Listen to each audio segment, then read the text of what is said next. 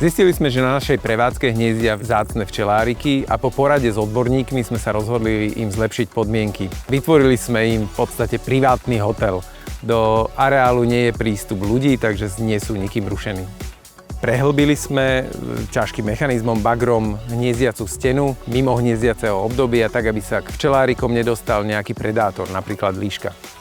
Do budúcna by sme chceli náš vtáčí hotel monitorovať, zistiť, koľko máme tu hostí.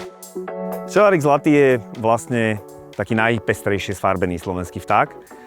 Je prísne sťahovavý, pretože sa živí najmä veľkými druhmi hmyzu a tým pádom je to len sezónna potrava, takže je donútený sa za potravou na zimu presunúť.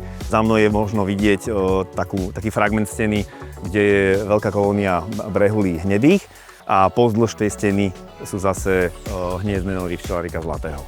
Vždy je to samozrejme limitované aj prístupom k potrave. Čiže ako náhle pred takými hniezdnymi aj dokonalými stenami sú dostatočné potravné podmienky, tak je to vysoká atraktivita územia a tie si samozrejme prioritne vyberá.